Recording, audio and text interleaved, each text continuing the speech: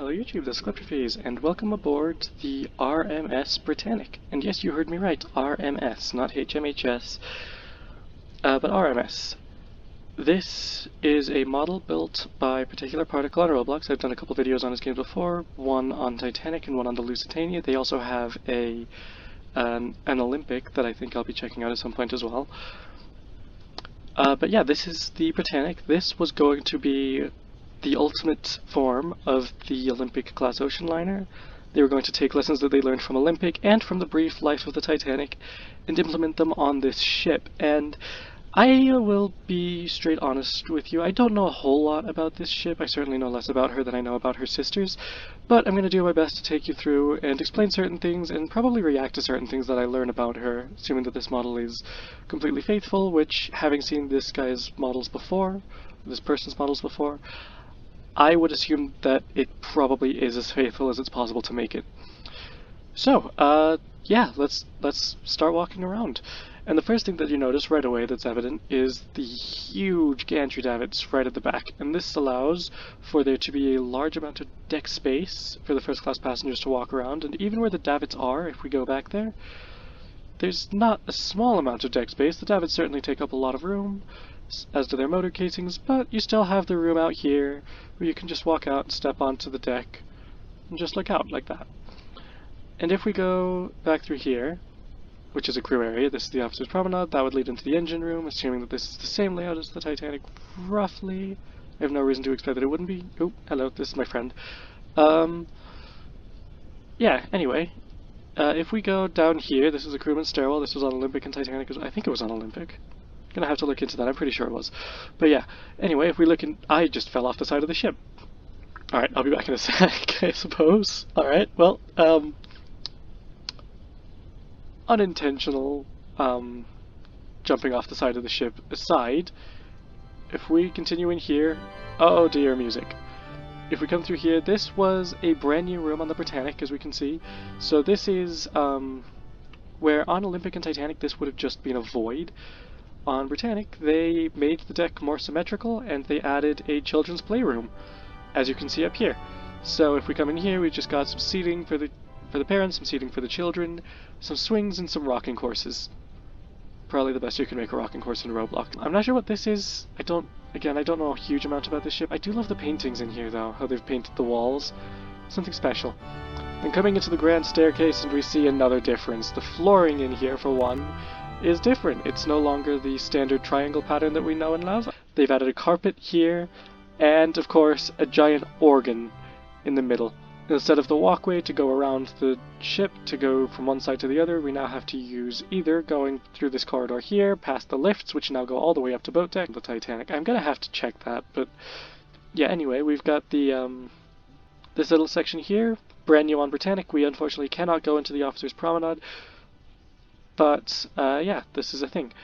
And if we come back out onto the grand staircase, we can also see that the railings here have been raised just a little bit to prevent passengers from going over the side, though of course we can just climb and jump. I'm going to go back out to the boat deck and we'll continue the tour from there. I don't think there was much else to say. The clock over the grand staircase, some theorized that it was to be replaced with a painting. I don't think it ever was. And if we come down, and if we go through here, I don't think, can we go through the other side? If we can, then I'm going to have to do that. Oh, we can. Alright, so we're gonna have to do that in a bit. So if we come down here and go through these doors here, once again, the flooring has changed to now be identical to what is on the grand staircase. Same sort of turquoise and red pattern. I don't know which flooring I prefer, to be honest. I think I preferred what was on Titanic and Olympic, but anyway. Coming through here would be the writing room. We can't go in, unfortunately. The entire ship is not modeled, which is understandable. I assume that this is a lot of work to do, and especially to detail this thoroughly. Coming through here, we come to the first class lounge, and this is just a beautiful room. Looking out onto the deck, we can now see that the windows up there have been replaced with stained glass, instead of just transparent windows with elaborate frames. And if we come to the other side of the ship, yep, pretty much the same layout as it was on Titanic and Olympic, I believe. And, yeah, with I think a slightly lighter lighter wood, or maybe it's just the flooring that's throwing me off. I don't know for a fact. Anyway, coming back through here, we have an expansion joint here. I think that's the one that was on Titanic and Olympic as well. Oh yeah, speaking of, going back up to the bow deck for a second. If we go forward, we have the expansion joint here, and this was on Titanic and Olympic as well, but it turned out that the two expansion joints, I think White Star Line found that they weren't quite enough to avoid stress fractures on the ship's superstructures. So what did they do? They added another one right here, and as well as this one, between the first and second expansion joints, they also added another one on the aft well deck. We'll get to that point in a second, and we'll discuss another change from there. Anyway, continuing forward, let's actually go to the bridge. I don't think there were any changes to the bridge, but it's worth having a look. We can see here we've got the gantry davits again here with 3 lifeboats, actually 4 lifeboats. Well, 3 lifeboats and a motor launch. Probably considered to be a tender more than anything. And we've got 1 lifeboat swung over the side, suspended by radial davits. Again, I don't know if the radial davits... I don't know enough about this ship to say for sure. Anyway, coming through here, we've got the same bridge layout that was on Titanic and was added to Olympic later on in her career. I believe in 1913 they flattened the bridge out. So yep, that's that. We've got a life ring here, and a life ring on the other side as well, right there. And if we come through here, we've got the bridge wing. Always a beautiful view. On this ship, we actually can see down more of the ship because there's not 4 lifeboats in the way, but anyway. Continuing down, we've got the same layout on the other side of the ship as well, with the lifeboats suspended from the gantry davits and the lifeboats suspended from the radial davit. Anyway, continuing aft, we cannot enter the officers' promenade. Sad day, but that's okay. Not the promenade, the officers' quarters. And if we come through here, we have, in here we've got some of the cabins modeled. Now, I had heard, and I thought it was true, that Britannic was going to have private toilets for these cabins, because she was built at a time when that was becoming more of a popular thing to have. But this model doesn't seem to have incorporated that, and if I'm missing something, let me know, but it doesn't seem to have that. And I've never seen anything to suggest that Britannic wasn't going to have that in passenger service. But anyway, continuing through here, we've got this, obviously, and on Titanic and Olympic, to clarify what I was saying about the toilets, you would have communal toilets. You would not have the private toilets that we're used to in cabins on ships today. Anyway, down to B deck we go now. You've got the lifts, and it comes out into the passenger's mail room, which I guess is where you would go to send stuff ashore, instead of going to the enquiry office, like you would on Titanic and Olympic. I don't know, never implemented on Olympic again, so I have no way of really knowing. Coming through here, we've got just the entryway, and this is sort of interesting actually. We've got like a half promenade here, and it's partially enclosed, much like what was on Olympic early in her career, except hers was a full promenade, and I think they eventually closed that off to make room for a Café Parisien and an a la carte restaurant, or just the a la carte restaurant, I'm not sure. One of the two though. And if we go back to the grand staircase, we can see that we have corridors open. So if we come back here, I have gone down the wrong side of the ship, I believe, so yeah, anyway, we've got some pretty rooms here, and if we go through to the other side of the ship, we've got actual cabins that we can explore. So if we come through into here, we've got a lovely first-class cabin, and yeah, so this is still... Actually, this is quite nice, actually. Sort of like a hotel accommodation today. Anyway, continuing aft, we've got... There should be one more cabin. Ah, yes, here we go. We've got the sitting room in here. I don't think we can get to the cabin, which is a shame, but that's okay. We've got the private promenade, feature that people seem to like on Titanic, so they brought it back on the Britannic. Anyway, continuing forward, back to the grand staircase, we've got the same half promenade, half enclosed promenade that we had on the other side of the ship, and we can now go down to C deck. And on C deck, not a whole lot has changed other than the flooring. We've got accommodation forward, accommodation aft. I believe there's more accommodation in here. Yes, there is. And on the other side of the ship as well. And if we go to the other side of the ship, we have the purser's office and the enquiry office over here. And, yep, we've got questions here that we can ask. When did Britannic first set sail? On the 23rd of December, 1915. Was she originally going to be called Gigantic? No. Now this is an interesting one. I know she was called Britannic very early on in her career, but I thought there was a time where she was set to be called Gigantic. But I'm not 100% certain on that. Was Britannic HMHS or RMS? She was supposed to be RMS. But, yes, the Navy requisitioned her as a hospital ship, so she gains the title HMHS, His Majesty's Hospital Ship Britannic. And the question about the Parisian Cafe, I'm not going to ask that one, because I will explain that when we get to it. So, anyway, going back down to D-Deck now, and we have the reception room, the first-class reception room. And this room is actually quite a bit different to what it was on Titanic. So obviously coming down the stairs, it looks similar, but now we've got hardwood flooring instead of tile that was on Olympic and Titanic. And we've got these doors. Now, I'm going to be honest. I honestly prefer what was on Titanic and Olympic, the oak doors with the super elaborate black wrought iron. But this door still looks fancy, still looks first class, and we've got the 3 bay windows carried over from Titanic, because I guess they thought that was a better design. And, yep, reception room. Through here would be the double portholes on D-Deck. You can actually see those in some of the photos of Titanic, and in a lot of drawings and artwork. And if we come through here, I specify Titanic because there are more photos of her than there are of Britannic, especially looking like this. Britannic, well, realistically would never look like this. And this is one of the biggest changes I found, is through here we've got the first-class entranceway, and instead of the large, inviting vestibule that was on Titanic and I think Olympic? That's right, yeah, Olympic had one that just kind of went around the back of the room as well. But instead of that, on Britannic, we've got this really narrow little room in here where you would step through, then step through another door into the reception room, and this would be how you were greeted with the Britannic. And if we come through this one, that's what it would look like from this one.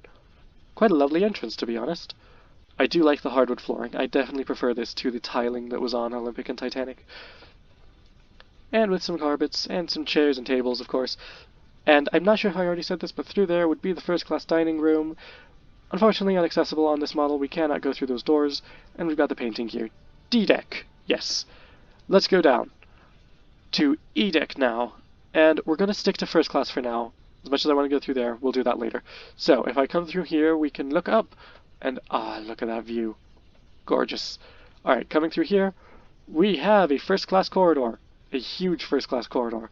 I don't think any of the rooms down here are accessible. I could be wrong, I haven't looked down everything, but we've got the lifts going all the way down to E-Deck as well, and yeah, so that's pretty much E-Deck first class, just accommodation going all the way down there, and accommodation going all the way through there. If now we step down to F-Deck, as I said, sticking to first class, we have through here, accommodation. I don't know if there's a barbershop on this ship, but if there was, it would probably not be at this staircase. I think that was on Olympic later on. Could be wrong. Anyway, stepping through here into the Turkish baths, or the cooling room. That would be an annunciator, and this is a fuse box, actually. Anyway, stepping through here, we've got the Turkish baths. Beautiful room. Through here, we'd have a corridor, which would lead down to the steam room and the hot room. This is the cooling room. And then, of course, to complete the Turkish baths, we have the plunge bath. Now, on Britannic, the pool was actually supposed to be furnished properly, making it truly a first-class room in here. I don't understand why this was never done on Olympic. Olympic always retained the bare metal walls, and that same style was on Titanic as well. But not so much on Britannic. On Britannic they were going to furnish everything to the nines. Of course, she was requisitioned as a hospital ship, and they never actually made this conversion. I've heard accounts that they did. Pretty sure they actually didn't. They were going to, but they never got around to it. Anyway, coming through here, we've got through here would be a corridor, and then you could turn right, and there would be another corridor, door on the left to turn into that, turn down right again, and you'd have a staircase going up to the third-class accommodation boat. There isn't a whole lot of third-class. In fact, I don't think there's any third-class accessible on this ship. There might be, I could be wrong. Now, one thing I notice about this room, the Turkish baths in here, is this is the same sort of room layout that was on Titanic, with the horizontal thing not going straight down like that. And we've got the door here as well, obviously. Well, on Olympic, you would come down here and turn in here, and that would be the Turkish baths. Coming down Britannic staircase, coming through here. Britannic and Titanic actually had the same arrangement, as I said. And this is very similar to the layout that was on Titanic, with one key difference. Titanic had faux portholes up here, which I believe held lights, but I'm not 100% sure. And it was just like wooden framing that they used to cover the portholes on Olympic as well. But Britannic doesn't seem to have that. Don't know why. In here we've got a mirror, obviously, and then I don't actually know what's in there. I was about to say changing rooms, but that makes more sense for the swimming pool, and if we come through here, actually we've got a shower here, and yes, changing rooms. Lots and lots of changing rooms. Anyway, going back to E-Deck, let's transition on into a crew area of the Britannic, and potentially even some third class. I don't think there's a whole lot of third class accessible though. So, going through this watertight door here, never existed on Titanic, was later brought on Olympic because this is E-Deck. This corridor was called Scotland Road on Titanic. It was nicknamed it by the crew. I don't think it was ever called that on other ships. It might have been. But, yeah, they separated it on Britannic with watertight doors, and they later did that on Olympic as well. Going farther aft, we've got a whole lot of doors. Most of these would lead into steward accommodation and lavatories, and I believe some ship stores as well. And going farther aft that way, there's a bit of third-class accommodation. And down here would be the third-class dining saloon, which we cannot see a whole lot of. It looks like they've got a decent bit of it modeled, though.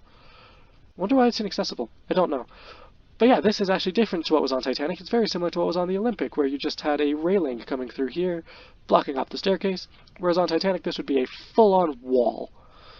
Anyway, continuing aft, we've got signs here, which just note what these doors lead to. These lead to the boiler rooms, and if we continue farther aft, this would lead to the reciprocating engine room, I believe? Yep, because that's what we hear right now. You can hear the reciprocating engine rooms through these doors right here would be the reciprocating engines, and coming through here would be the turbine engines. Anyway, continuing aft, and this would be the second class entrance onto Britannic. I believe this would be a second class entrance. Coming through here we've got some accommodation, and if we continue through here we've got the second class stairwell. We unfortunately cannot go downstairs, so E-Deck is as low as we can go in second class. But if we continue here, go through here, we've got lots of accommodation, plenty of corridors, so you are free to get lost on this ship. Coming through here, we've got another second-class stairwell, the aft second-class stairwell. We still can't go down to E-Deck, unfortunate, but that's okay. I mean, we are on E-Deck, I mean F-Deck, my apologies. Coming through here, we've got another staircase, but again, can't go down to F-Deck. I believe this is a crew stairwell. I could be mistaken on that. And we've got a cargo hold with actual grates instead of just a fence, although it looks like on the other side there is just a fence. But we can't get through to there. So, yeah, that's about it for this deck on second class on the Britannic. So, let's go up a deck. And on this deck, D-Deck, we've got accommodation. And coming through the other side, we've got more accommodation. And if we go through here, we've got even more, you guessed it, accommodation, and the cargo hatch, going through the deck once more. And as we continue to walk around the ship, we can see stuff. Down there, we have more accommodation. Wet floor with a closed gate. We can't go down. Sad days. Anyway, watertight bulkhead here, again, a lot higher than they ever were on Titanic. Olympic, they were eventually brought up there. Coming through here, we've got the second class stairwell, and in here we've got the second class gymnasium. Brand new feature on Britannic, was never added on the Olympic, and was never existent on Titanic either. I don't know why. I believe through this door would actually be... Okay, so hang on, I actually need to think here. So Britannic differed from her sisters somewhat here, because on Titanic and Olympic, this door would lead essentially through to an opening, because this out here was an enclosed second-class promenade. That's not accessible on this ship, but through here I believe we could go through... Yeah, this mast is a weird position to me, because they don't even have a door here and a door here. They've got the door like right in front of the mast, which makes it a very awkward door to access. You can access it, but you've got to do a lot of squeezing around the pianos and around that cabinet, and I just don't understand. But anyway, Yeah, there would be like a corridor through there, and you could get into, I believe, the second-class library? Maybe? Or the second-class smoking room, one of the two. Anyway, coming out here now, and this is another place in which Britannic differs from her sisters, because this deckhouse did exist on Titanic and Olympic, but it was an entirely separate deckhouse connected to a deck up above, and you would have a little sort of corner bit up here, and you'd have just a corridor going through to the other side of the ship. But on Britannic, it is connected to the actual main superstructure, so you've got to come through here, and because we can't go inside, we actually have to walk around the entire promenade. Through here, we've got an open promenade for second class, and we've got second class stairs, the forward staircase. In here would be the second class smoking room, I believe. I don't see a sign for it. Oh, yeah, there it is, second class smoking room. Going upstairs again, we've got a deck. Now this is an entirely first class deck, so as you can see, we have zero access to the rest of the ship. Just the staircase. So we continue up to boat deck. And yet another difference from her sisters.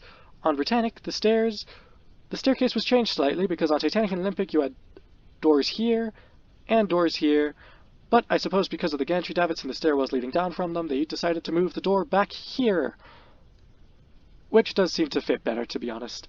And you still have the two large windows letting light in and allowing a slight view of the ocean. Somewhat. Not really. It's really just a view of the motor casing. Anyway, going back down to B deck, because we can do things from there.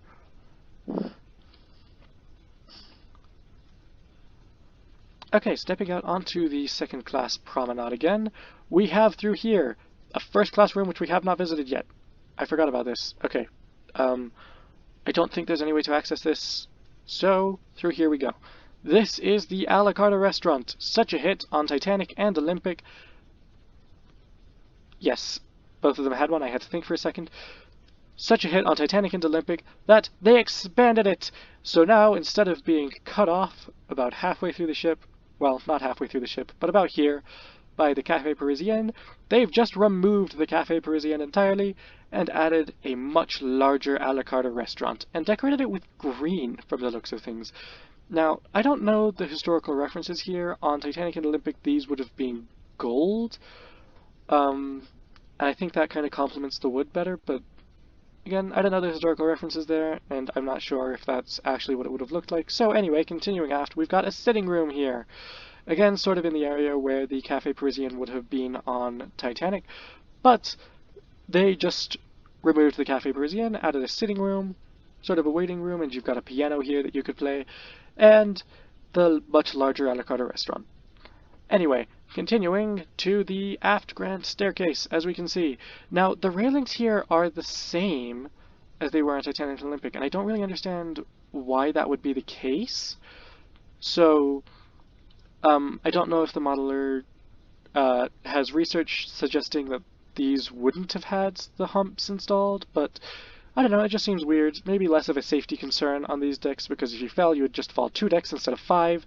But anyway, continuing up, let's get back onto B deck, because that's where we were, and we actually want to go outside the ship once again, and that's where we're going to be spending the remainder of our tour, is outside. So, if we go through here, obviously the second class promenade, we've been here before, but if we continue, this is all brand new on Britannic. This never existed on Olympic, and here's the expansion joint I was talking about before. So, again, I can't zoom out, but you may notice that where we are, we should have gone down another deck, but we didn't, because on the Britannic they covered the afterwell deck, and it gave second-class passengers a much larger promenade to walk around, and so they expanded it and kept it for the second-class passengers, with a bit of a barrier here for crew only, and a barrier here suggesting third class only. This is the only third class space that's really accessible other than Scotland Road on this ship, and it's a decently sized walking space. I don't believe third class passengers would have been allowed up here, correct me if I'm wrong, but we've got room up here with more gantry davits, space to walk around the ship. Yes, beautiful. And of course, because they've done all this, because they've added another deck house, the docking bridge had to be moved up a deck. So, if we go up here, we've got all the controls and the helm. Because it's on the docking bridge, I always thought this helm was meant for docking, but I've seen videos lately, and I've seen some research into it as well, that suggests that that helm was actually just for, like, a spare helm, basically. So if both helms on the bridge broke down for some reason and the hydraulic lines snapped, this one is connected directly to the steering motors, so it doesn't need hydraulic lines. Anyway, that's about it for our tour of the Britannic. Let's get back to the grand staircase and we'll finish the video there. Change of plans. I have found a room that I forgot about. So, as you can see, we're in the aft grand staircase. We can access this from just aft of the first class lounge if we step through here. I don't actually know what this is, but anyway, coming through here, coming through these revolving doors, we've got the first class lounge. This is where we already were. You guys know all this. We've got a mirror above that fireplace now, and if we continue aft, we've got the aft grand staircase, and we could have accessed this from the A-deck promenade, so I made a slight mistake there. Anyway, continuing into here, we've got the first class smoking room as well. Slightly different flooring, slightly different ceiling, and a cigar showcase. I don't know why.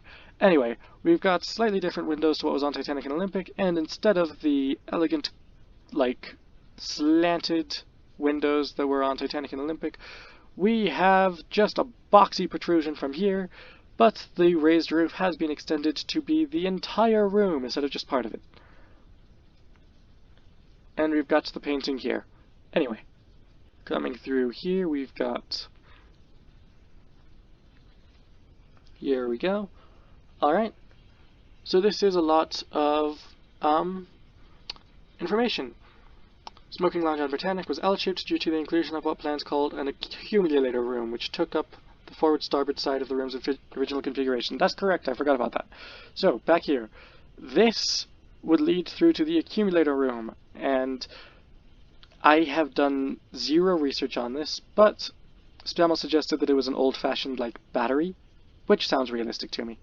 Anyway, references used to create this room were mainly piece of concept art depicting the room on Britannic, as well as the Hampton Court apartment mission for Spellionland had similar paneling in the Alright.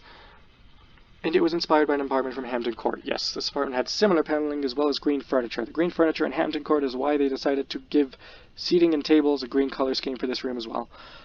So that makes sense. Based, inspired by an apartment, and the apartment had that sort of green furnishing. Alright, makes sense. Anyway, continuing through, we've got that chandelier there. Oh, there are chandeliers on all of them. Okay, I missed those earlier. Anyway, back to the forward grand staircase where we can finish the video.